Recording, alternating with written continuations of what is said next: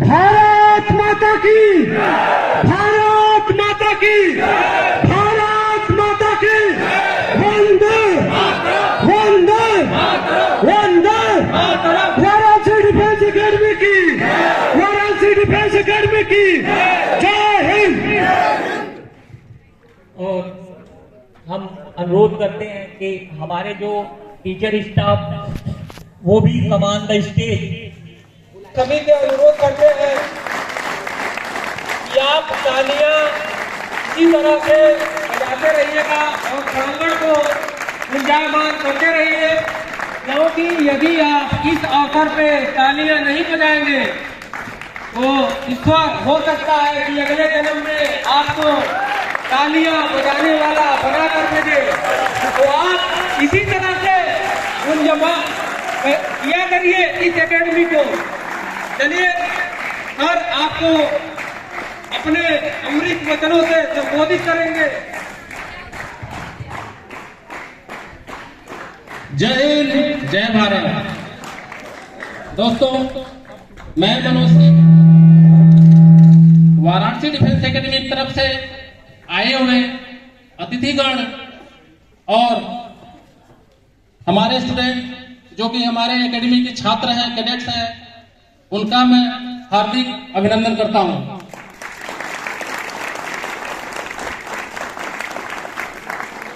और साथ में मैं उन सभी लोगों का शुक्रगुजार हूं जिन्होंने वीडियो में वाराणसी डिफेंस एकेडमी को एक जमीन से ऊपर उठाने में मेरे स्टाफ ने, जो मेरे बगल में खड़े हैं सारे स्टाफ, एक टीचर स्टाफ हो, चाहे ट्रेनर स्टाफ हो, चाहे कुक स्टाफ हो, इनका बहुत बड़ा योगदान रहा है।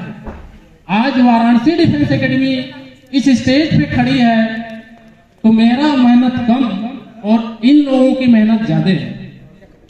मैं वाराणसी डिफेंस एकेडमी को एक रास्ता दिखाने वाला इंसान हूं, बाकी वाराणसी डिफेंस एकेडमी को आगे ले जाने वाले, आगे चलाने वाले यहाँ के लोग हैं जो हमारे साथ कंधों से कंधा मिलाकर काम करते हैं।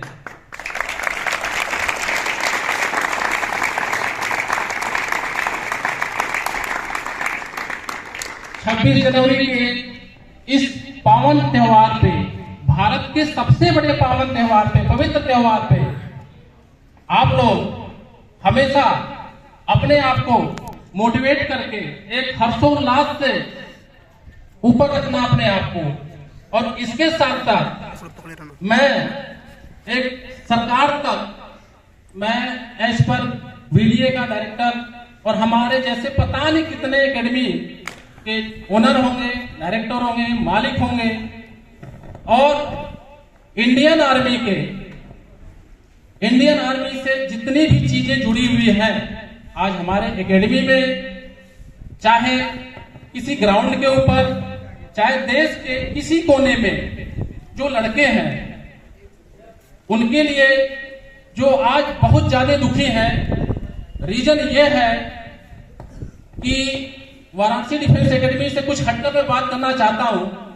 हर बार तो मैं अपने एकेडमी की बात करता था, लेकिन आज वो समय आ गया है कि मैं अपने एकेडमी की बात ना करके उन लोगों के लिए मैं बात करूं जो पिछले 1 से 1.5 साल से परेशान हैं।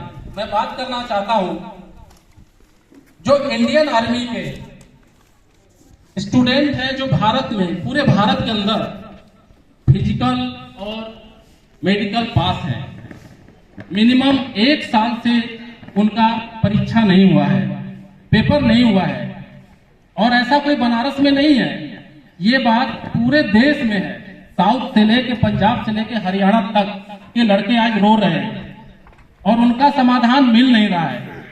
समाधान न मिलने का ये कारण है, सरकार इंडियन आर्मी के इस रिटन एग्जाम के लिए ब्रेक लगा दी है। हम चाह रहे हैं आज 26 जनवरी के उपलक्ष्य में बहुत से सोशल मीडिया के ऊपर ये सारी चीजें रहेंगी, यूट्यूब, गूगल, इंस्टाग्राम पे सारी चीजें रहेंगी, और कहीं न कहीं सरकार की तरफ से इन चीजों को देखा जाता है और उन तक पहुंचाया जाता है। जिस तरीके से मैं इस चीज की आवाज उठा रहा हूं कि जो रिटन पेपर है इंडियन आर्मी का, सरकार इस चीज को जल्द से जल्द कराए। सारी भर्तियां खोल रखा है, चुनाव अपने टाइम पे चल रहे हैं, भीड़ भड़के वाला सारा सिस्टम चल रहा है, लेकिन एक सेंटर का लड़का जो कि मिनिमम 5,000 से 4,000 के लोगों के बीच की भीड़ है, और उस भीड़ को पिछले 1.5 साल से भारत सरकार ने तंग कर रखा है। भर्ती इतना करा दिया है, रिटन एग्जाम नहीं करा रहे हैं, जबकि रिटन एग्जाम एक बहुत शांत प्रक्रिया है। भर्ती एक उथल पुथल की प्रक्रिया है, 1,00,000-1.5 लाख आदमी आते हैं, ये बात सच है, लेकिन रिटन एग्जाम बहुत ही शांत प्रक्रिया है। मात्र उसमें एक सेंटर के ऊपर 4 से 5,000 लड़के रहेंगे। अगर भारत सरकार इसको चाहे तो बहुत आसानी से मैनेज कर सकता है। और इंडियन आर्मी के अंदर ये हर रेजिमेंट के अंदर मिनिमम 100 से 150 लड़के सोल्जर डीपी चल रहे हैं, जिनका खमियाजा उन सोल्जर्स को भुगतना पड़ रहा है जो वहां ऑन ड्यूटी है। और इनकी कमी वही लड़के पूरा करेंगे जो एग्जाम देकर सोल्जर बनेंगे, जबकि ये कार्रवाई मात्र 15 दिन की है। टोटली 15 दिन और 20 दिन के अंदर देश के अंदर कम से कम नहीं 1 लाख युवा सोल्जर बन सकते हैं, और वो रेडी भी हैं। फिजिकल और मेडिकल पास करके 5-5 बार पढ़ाई करके वो रेडी है, लेकिन एक एग्जाम नहीं हो रहा है। चुनाव का इतना बड़ा माहौल है, लाखों लोग एक रैली के अंदर भीड़ मचा रहे हैं, उससे कोरोना नहीं हो रहा है, लेकिन एक 4,000 लड़कों को दूर दूर बैठाकर एग्जाम करा देते तो भारत सरकार को कोरोना हो जाता। ये गलत है।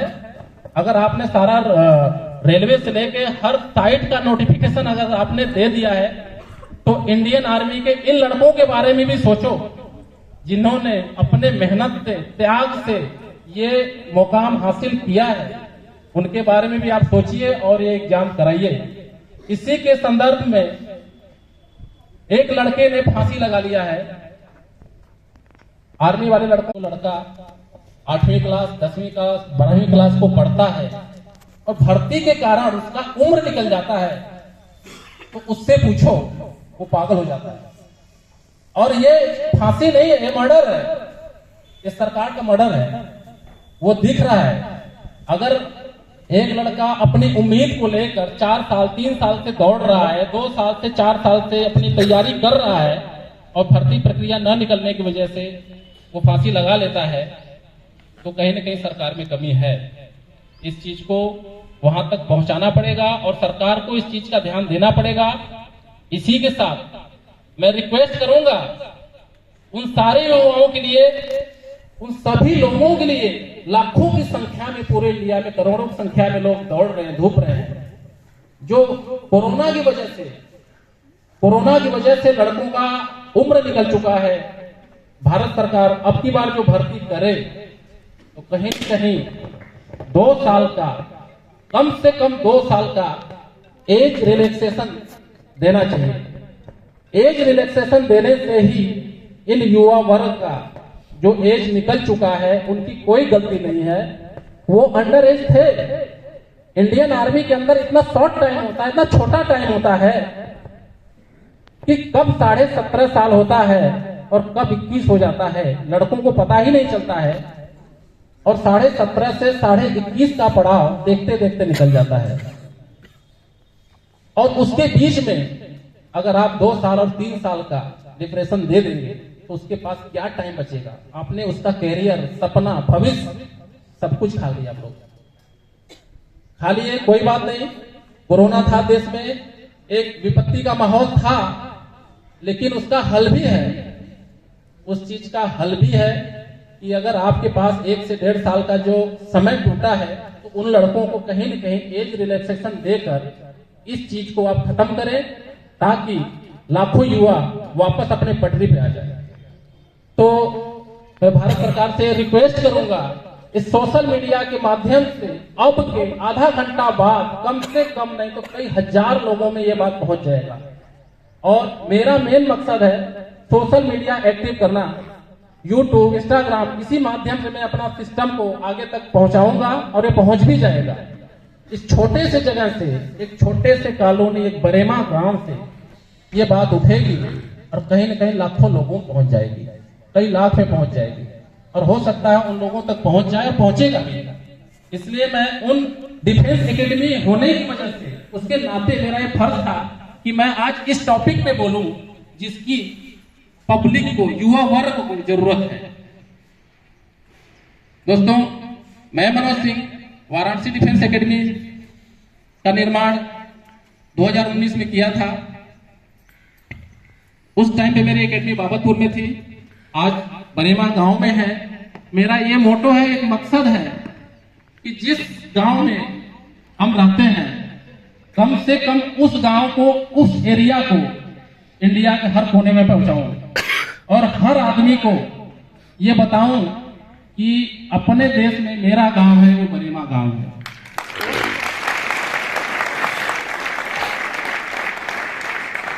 और मैं पहुंचाने की कोशिश भी करता हूं। हर 15 अगस्त, 26 जनवरी, आज हमारा एक छोटा सा प्लेटफार्म है, हो सकता है कभी मेरा बड़ा प्लेटफार्म हो, और कुछ नहीं तो कम से कम मैं 100-200 लोगों को हर 2 महीने में बरेमा का एड्रेस तो मैं पूछवा ही देता हूं। हमारे लड़के वेस्ट बंगाल, तमिलनाडु, झारखंड, बिहार और यूपी से बिलोंग करते हैं, जबकि इन लोगों का कोई मतलब नहीं था बरेमा तक पहुंचने का, कोई इशू नहीं था। अगर बनारस में भी पहुंचते तो लास्ट बनारस तक रह जाते। इस छोटे से गांव तक इनकी एंट्री होना इम्पॉसिबल था। इनकी वजह से इनका पूरा परिवार बरेमा को जानता है, और एक की वजह से 5 जानते हैं, और 5 की वजह से 500 लोग जानते हैं, और 500 लोगों से 5 लाख लोग जान रहे हैं। ये हम लोगों का मकसद था। दोस्तों, Varanasi defence academy physical and written academy है, ये आप सभी लोगों को पता है। और मैं एक बार फिर बताना चाहता हूं कि ये एकेडमी लड़कों को दौड़ाने धुपाने के अलावा लड़कों को पढ़ाती भी है। एक बेस मेडिकल से लेकर, फिजिकल से लेकर और रिटन तक की हम लोग तैयारी करवाते हैं। साथ में इसके अलावा एक और स्पेशल बैच यहाँ पे चलता है। जब लड़के मेडिकल पास होकर आते हैं, उनका भी रिटन यहीं पे चलता है, और ये लड़के भी जब मेडिकल पास होकर दौड़ कर निकालेंगे तो ये भी रिटन यहीं पे करेंगे। ये हमारे एकेडमी का मकसद है। इस एकेडमी से ये सोल्जर्स को देना हमारा काम है, और इसी के उपरांत, इसी के बेस पे मैं सारा कार्रवाई कर रहा हूं। अब सफलता कहां तक रहेगी वो सब कर्म के ऊपर छोड़ दिया जाएगा। इसके अलावा मैं अपने स्टाफ का इंट्रोड्यूस कराना चाहता हूं, परिचय देना चाहता हूं आप लोगों को, जिन्होंने बहुत मेहनत से वीडियो को दिन रात मेहनत करके, मैं मेहनत कुछ भी नहीं करता हूं, मेरे से ज्यादा मेरा स्टाफ मेहनत करता है। और एक बार मैं रिक्वेस्ट करूंगा मेरे स्टाफ के लिए, जो तन मन से वो करते, ताली बजा दीजिए आप लोग, मोटिवेशन कीजिए आप।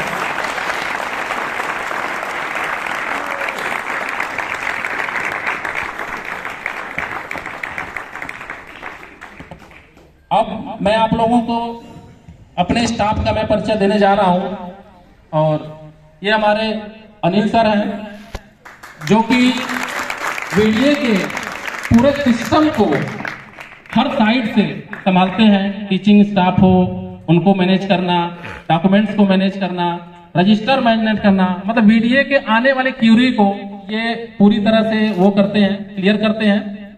इनके अलावा हमारे अजय पांडे सर हैं, ये साइंस के टीचर हैं, और सब्जेक्ट की जरूरत पड़ने पर ये उसको देखते हैं। साथ में हमारे गोपाल सर हैं, और एक ग्राम प्रधान भी है। गोपाल सर हमारे ग्राम प्रधान भी है, और प्रधानपति है। हाँ, प्रधानपति बोल लीजिए, चाहे ग्राम प्रधान एक ही बात है। हस्बैंड से वाइफ की पहचान है। और ये हमारे जीके और हिंदी के टीचर हैं, जो यूपीपी के बैच को भी चलाते हैं। साथ में हमारे ये आलोक उपाध्याय सर हैं, ये स्पेशल मैथ के टीचर हैं, रीजनिंग के टीचर हैं। वीडियो सारा बंदोबस्त कर रखी है कि किसको किस लेवल की जरूरत है, किस लड़के को किस लेवल की जरूरत है, उस हिसाब से यहाँ पे मैनेजमेंट किया गया है। साथ में हमारे पंकज सर हैं, जो पूरे लड़कों के खाने पीने रहने सारा मैनेजमेंट इनके हाथ में होता है। और ये एक बहुत बड़ी बात है। इस सिस्टम को संभालना बहुत मुश्किल बात है, लेकिन पंकज सर की वजह से कोई भी लड़का भूखा नहीं रहता, दुखी नहीं रहता है। रात दिन मेहनत करके आप लोगों तक सारा सिस्टम पहुंचाते हैं। साथ में आप लोग इनको तो जादूगर के नाम से जानते ही होंगे, है ना? गणेश पहलवान, ये एक जादूगर भी है और साथ में ये हमारे बीडीए के स्पेशल ट्रेनर भी हैं और साथ में गोल्ड मेडलिस्ट भी हैं। अभी जस्ट गोवा से गोल्ड लेकर आए हैं, जाते से 15 दिन हुआ है। तो इनके बारे में क्या कहें? कोच है। इन लोगों की वजह से आज वीडीए का एक अलग ग्राफ है और वीडीए वाराणसी डिफेंस एकेडमी के नाम से अगर जाना जाता है तो मनोज के नाम से कम और स्टाफ के नाम से ज्यादा जाना जाता है।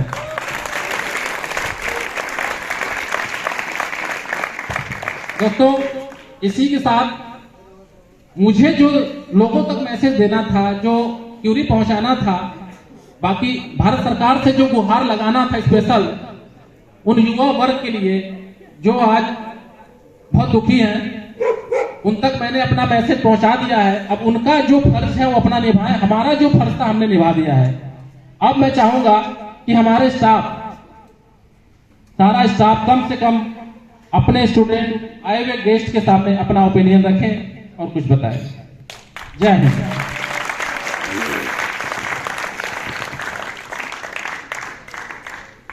भारत माता की, भारत माता की, वंदे वंदे। दोस्तों, मैं अजय कुमार पांडे, बीडीए के एडुकेटर, मैनेजर और प्रोग्राम को होस्ट करने वाले माननीय श्री अनिल कुमार को हृदय से धन्यवाद देता हूं, जिन्होंने मुझे इस अतिथि पावन पर्व पर आप लोगों के समक्ष अपने विचारों की कुछ कड़ियों को जोड़ने का सुअवसर दिया। तत्पश्चात मैं बीडीए रूपी बागवान को अपने निर्मल विचारों से सींचने वाले श्रीमान बड़े भैया परम श्रद्धेय श्री प्रमोद सिंह जी को एवं डायरेक्टर श्रीमान मनोज सिंह जी एवं इनके हर एक कार्य में सहायक श्री ठाकुर पंकज सिंह जी और छाया के रूप में सदैव हमारे साथ बने रहने वाले माननीय श्री आलोक सर एवं आप सभी जानते हैं कि जब भी एक ऐसे टीचर हैं कि जो आंखों पे चश्मा पहन के और हाथों में कुछ किताबें समेटे हुए अगर क्लास में प्रवेश करते हैं तो ऐसा प्रतीत होता है जैसे कि डॉक्टर साहब आप सभी लोगों को संविधान का पाठ पढ़ाने के लिए अग्रसर हो रहे हैं। दोस्तों, इसी क्रम में मैं बीडीए के दोनों भुजाओं के रूप में सदैव साथ रहने वाले श्रीमान गणेश सर, जो कि आपको प्रतिदिन एक नए ऊर्जा के साथ ओतप्रोत करते रहते हैं और उनका साथ देते हुए सदैव हमारे मोनू सर, जो कि मलिकार के रूप में जाने जाते हैं, और दोस्तों एक ऐसे भी व्यक्ति हैं जो आपको हमेशा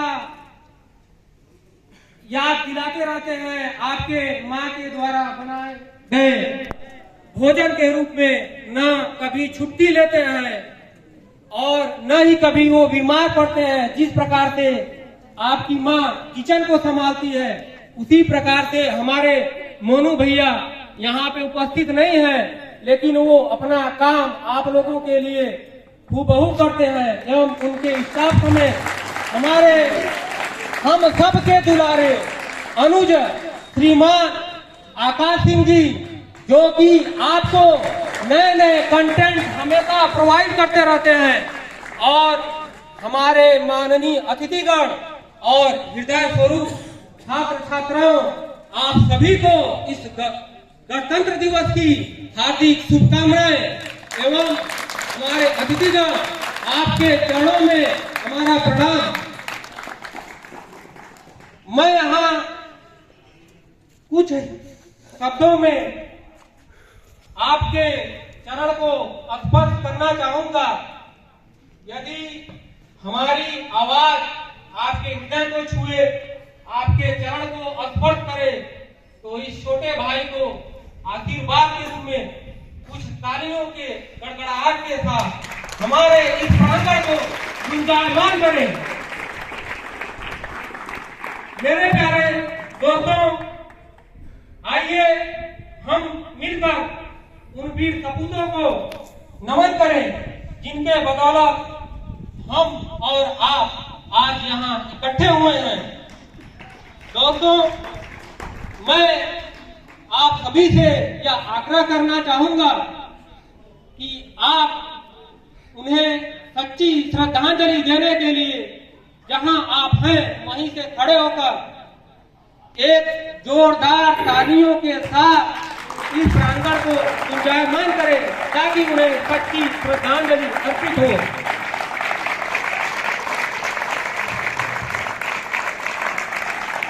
दोस्तों, आप सभी को यह जानकर बहुत खुशी होगी कि हमारे मनोज सर और उनके साथ जितने भी स्टाफगण हैं, प्रत्यक्ष और अप्रत्यक्ष रूप से इस देश को आगे बढ़ाने के लिए जिस प्रकार का कृत्य कर रहे हैं, और हमारे मनोज सर जैसा कि आप जानते हैं कि इस देश को अपनी सेवा दे चुके हैं और देते रहे हैं, और हमें आशा ही नहीं पूर्ण विश्वास है कि वो हमेशा सेवा देते रहेंगे।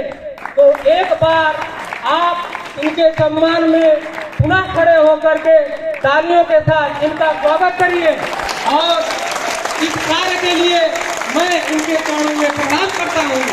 और जब तक साथ रहेगी तब तक इस कार्य को आगे बढ़ाने में जितना हो सकेगा उतना मैं मदद करता रहूंगा इनका। बैठ जाइए दोस्तों, बैठ जाइए आप सभी लोग।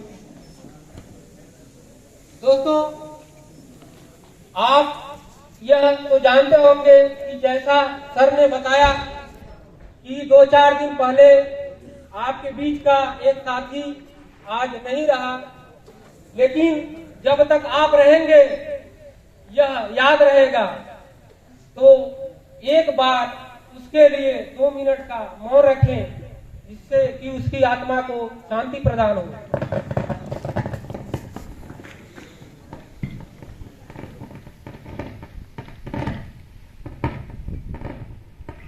ठीक है दोस्तों, बैठ जाइए आप लोग। और आप एक